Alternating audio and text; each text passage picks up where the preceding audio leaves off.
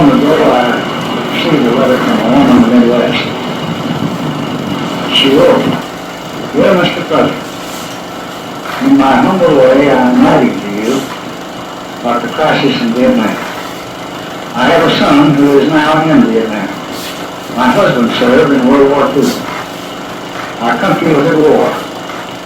But now, this time, it's just something that I don't understand. Why? Why Vietnam? Why Vietnam?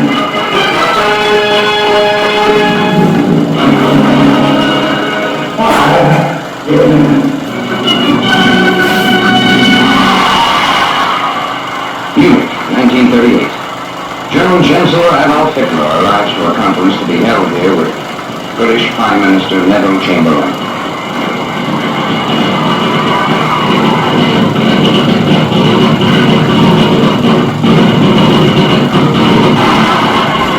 This meeting will long be remembered, for it opens the door to the dreams of dictatorship.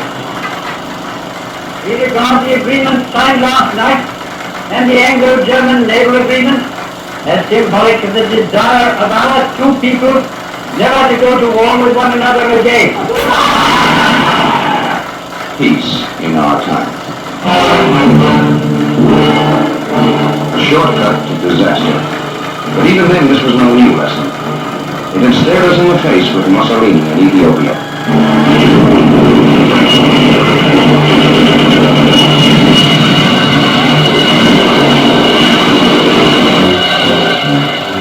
Ethiopia's Emperor, Haile Selassie, made his protest to the League of Nations, but nothing was done. We'd also seen the Anschluss in Austria, and nothing was done. Then in 1950,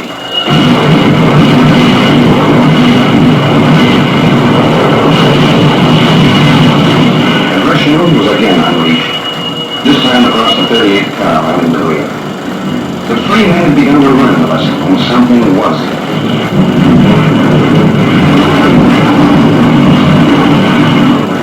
The lesson had been learned, and President Johnson had phrased its meaning well. Aggression unchallenged is aggression unleashed. Why must young Americans, born into a land exalted with hope and with golden promise, toil and suffer and sometimes die in such a remote and distant place?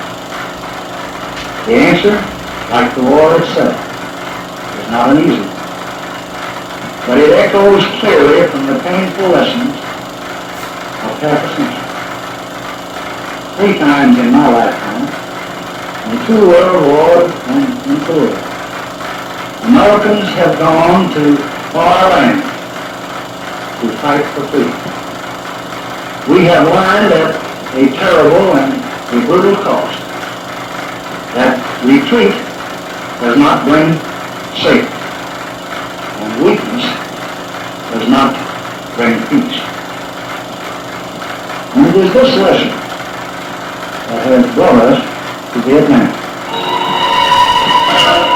For the background to our involvement in Vietnam, we must go back to a shell-cratered place called Dien Bien Phu. Supplied only by air, completely surrounded by the opposing Vietnamese, French troops are fighting the last battle of a long war over what had been called French Indochina. It's a strange, three-corner struggle. Non-communist Vietnamese fighting communist Vietnamese, and some of both fighting the French.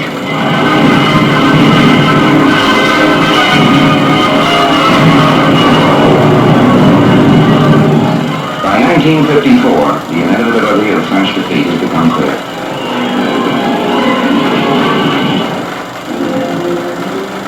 Hanoi, in 1954, reflects the ravages of long and bitter warfare. But for now, the fighting is over. The French are leaving. The Red Star flies over Hanoi as the communist forces move in. At a conference in Geneva, an agreement has been reached. It divides Vietnam into North and South, turns over the North to the communists, and marks the end of French colonial rule. The agreement also provides the machinery for bringing true peace to Vietnam if the communists act in good faith. This is a bright victory for the communist world, and there are smiles. But not on the faces of the more than 1 million Vietnamese who desert their homes and flee southward rather than live under a communist regime. From then to now, the basic story of the United States help to Vietnam is simple. The communists have steadily increased their pressure on South Vietnam. South Vietnam has asked for greater support to resist that pressure and has received it. So increasing communist aggression has called forth increases in the scope of the United States counteraction. But United States policy has remained the same. We are committed to helping the free people defend their sovereignty. Let us trace the history of that commitment.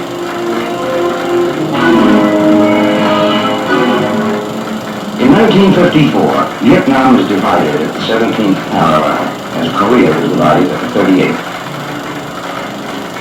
She faces the future with an imaginary line running from border to border, symbolizing a separation which is far from imaginary. In the north, Ho Chi Minh, communist leader of North Vietnam, plays the kindly, smiling grandfather. But behind the smile is a mind which is planning a reign of terror in South Vietnam, in which children and adults alike will be the victims. In South Vietnam, peace brings a fresh beginning. The people set about building new homes, new hopes. Free elections are held in the South alone, and it becomes clear that the communist regime in the North has no intention of permitting genuinely free elections in its half of the country.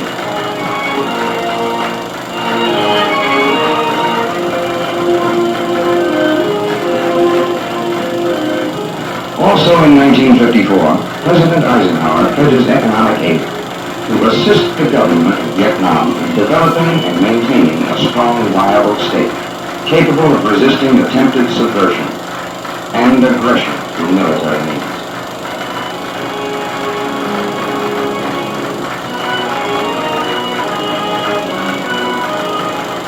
Land reforms redistribute farmlands in the South so that farmers own their fields and reap for themselves the fruit of their toil. With American economic aid, the South begins to prosper in the hopes of the people of peace. These hopes, shared by so many in Southeast Asia, are reinforced in Manila when in 1955, the United States and others signed the Southeast Asia Collective Defense Treaty, forming SEATO, and guaranteeing the mutual security of Southeast Asia from armed aggression. But even as the people of the South build, North Vietnam is creating in their villages political action centers with trained agitators infiltrated from the North, often in the guise of refugees. The communist plan also includes acts of terror and subversion to disrupt the legitimate government. If the South cannot be brought under Hanoi's control by less forceful means, a new phase of the communist plan is ready to go into action. Open guerrilla warfare, furtive and remorseless, aimed at destroying the government and subjugating the people. It is called by Hanoi a war of liberation. It does not seem so to the hundreds of teachers and their wives who are visited in the night by Viet Cong persuasion squads.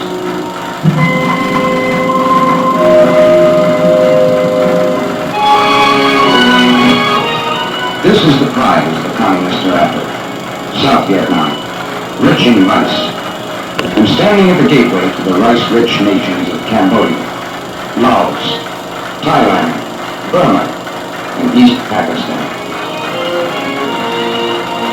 And the Asian communists have said, a grain of rice is worth a drop of blood.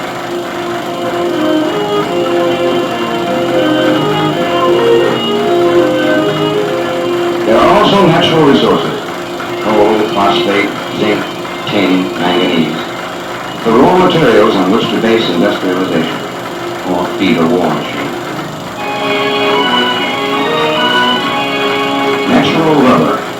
South Vietnam has this too. And the latex processing facilities which make of raw rubber the vitally important material it is in today's world. This then is another aspect of the South Vietnam which the North covets. A nation moving toward greater industrialization. A rich prize indeed in the eyes of communist strategists. At Gettysburg College in 1959, President Eisenhower clearly recognizes the danger. We have learned, too, that the cost of defending freedom, of defending America, must be paid in many forms and in many places. They are assessed in all parts of the world, in Berlin, in Vietnam, in the Middle East, here at home. Unassisted, Vietnam cannot, at this time, produce and support the military coordinations essential to it. Military, as well as economic help, is currently needed in Vietnam. By 1960, every area of life in the South has become a combat zone.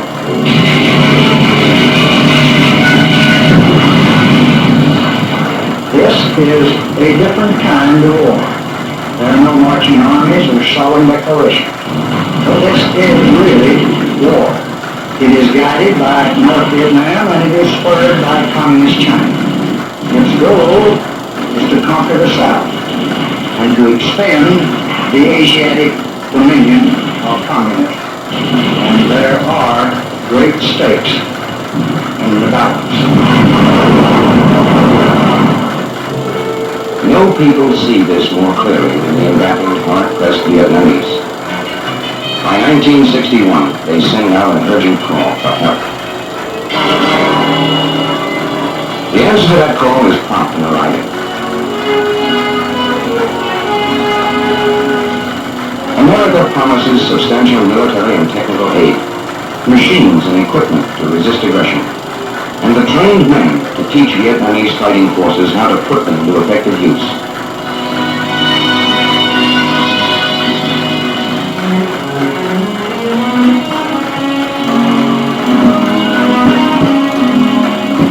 The American advisors are specialists, highly trained and motivated, often able to speak to trainees in their own language. Trước khi Thảo Bắc và Thảo bổ sung lại, tôi sẽ nói qua về những tìm cách của bổ sung lại. Instructors and advisors willing and able to teach. Find men whose freedom is at stake, eager and quick to learn. At this time, however, the Americans in Vietnam are there only as advisors. There are no United States combat units as such. The advisors' primary job is to train and encourage the South Vietnamese fighting men they have come to respect and admire.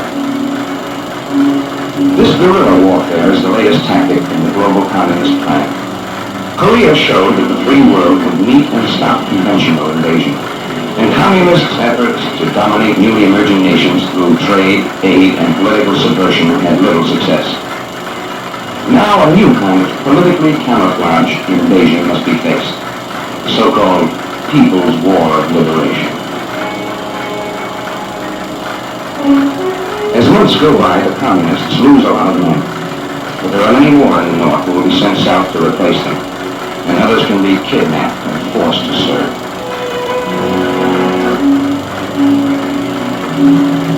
Meantime, in addition to training Vietnamese fighting men, American advisor teams are working constantly to help relieve the human suffering of remote villages.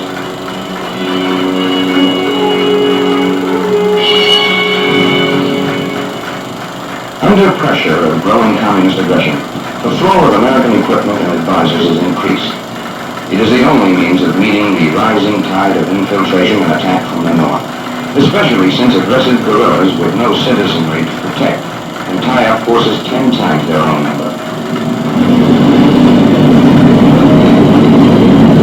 Superior equipment and mobility are used to full advantage to carry the fight to the enemy swiftly, wherever his presence becomes known.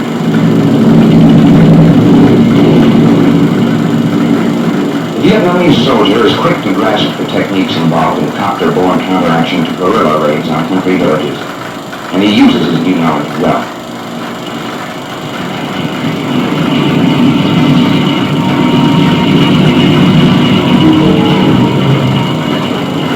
The Even with superior equipment, however, this is a difficult war to prosecute.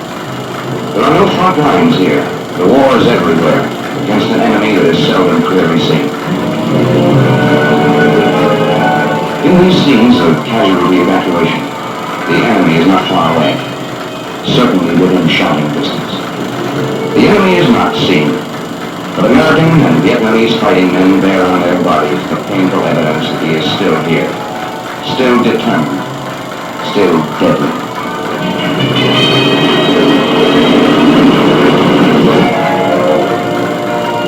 Throughout this time, the combat capability of South Vietnam's military forces is growing. American advisors work to bring the level of training and combat readiness of these forces as high as possible. But as North Vietnam continues to send in fresh casualties, there is a growing need in South Vietnam for fighting men. The losses suffered by the South in combat are cruelly heavy for a nation whose population is no larger than that of New York State.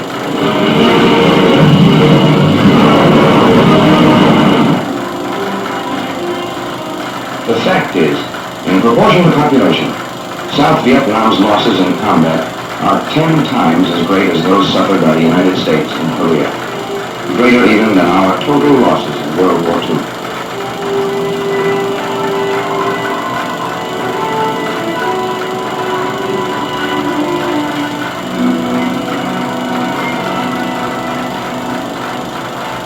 Then in August of 1964, the Communists again enlarged the scope of the conflict.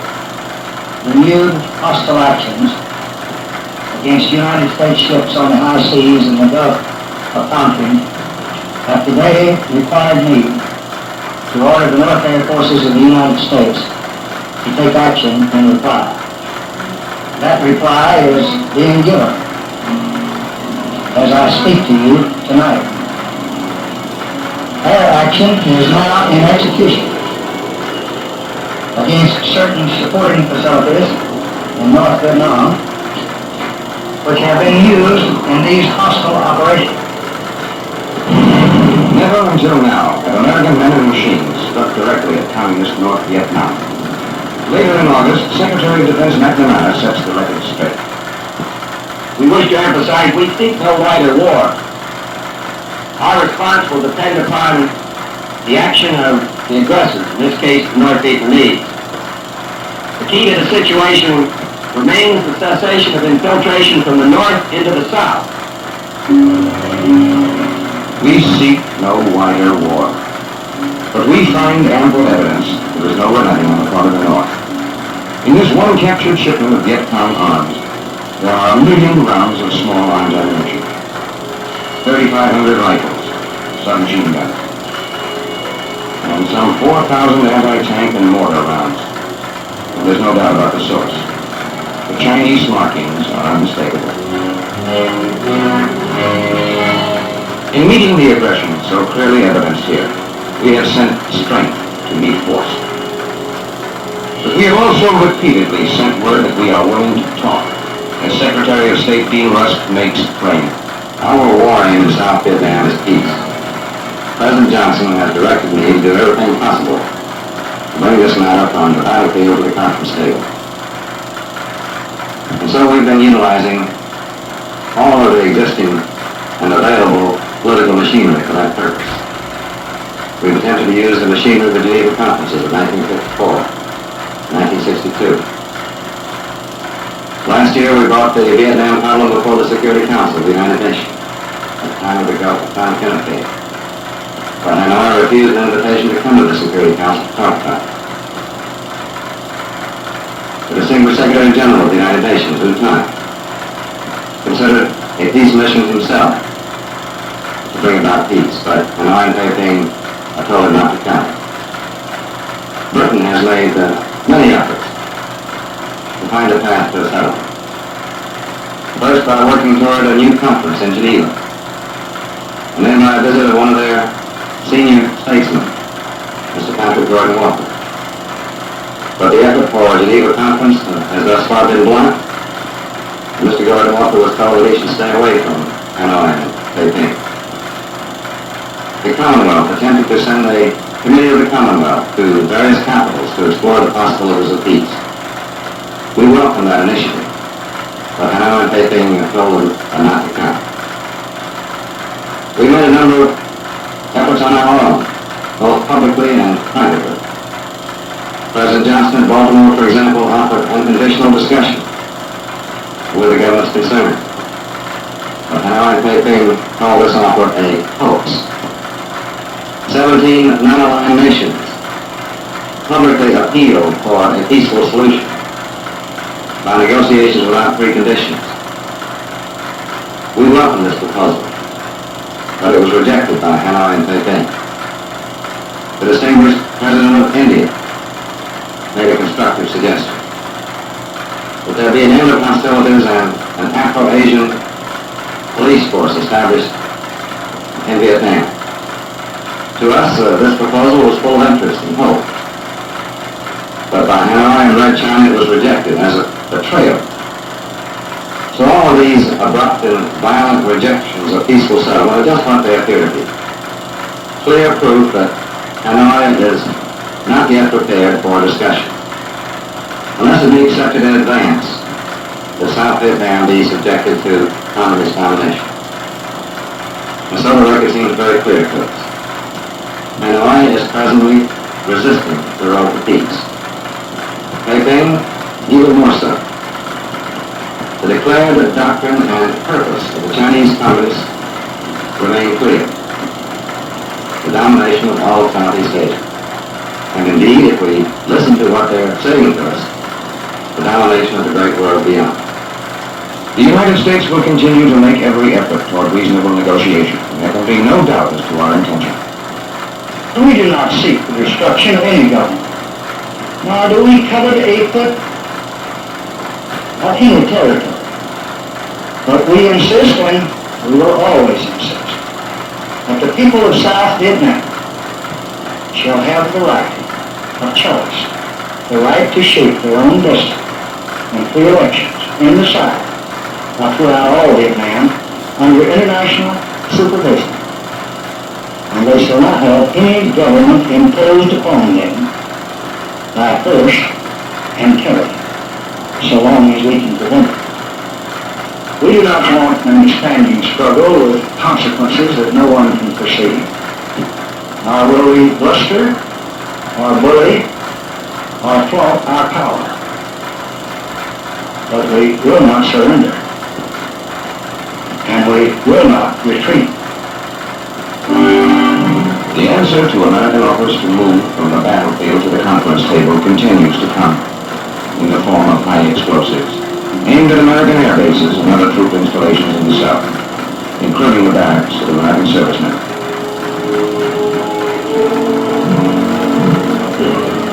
But in this war against people, the high explosives are not only aimed at men who bear arms. The American embassy in Saigon itself becomes a grim battleground scene as Viet Cong terrorists single it out for a bomb attack. It is all part of a carefully planned and continuing campaign of terror against both American and South Vietnamese civilians.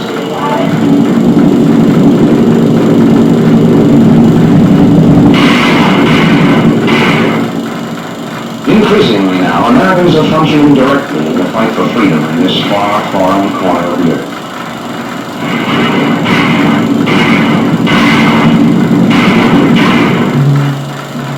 The risks are real, just as the stakes for which they are taken are real.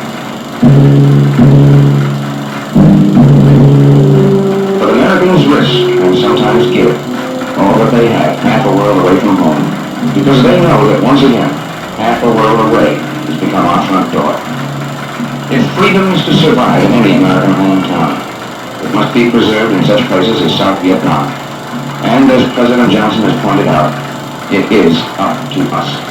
Most of the non-communist nations of Asia cannot by themselves and alone resist the growing might and the grasping ambition of Asian communism. Because this is true, and because we are a nation which honors its commitments, and a people committed to our honor, we intend to convince the communists that we cannot be defeated by force of arms or by superior power. I have asked the commanding commanding general, General Westmoreland, what more he needs to meet this mounting aggression. He has told me, and we will meet his needs. For the first time, combat units of the United States Marine Corps arrive in Vietnam, joining other Marines already there. It is the first time that Marines in full combat gear have hit the beach in an active combat zone since Korea.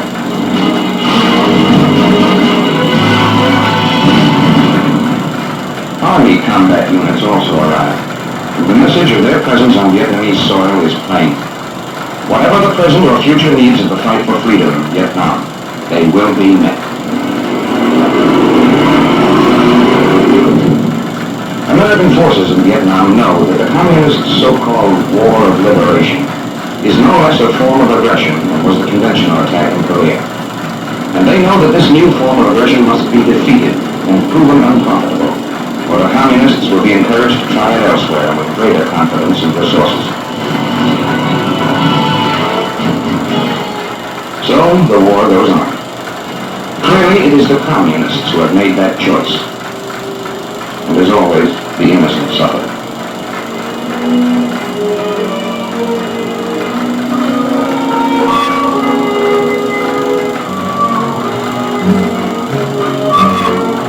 For the children of Vietnam and of all Southeast Asia, the future is in the balance.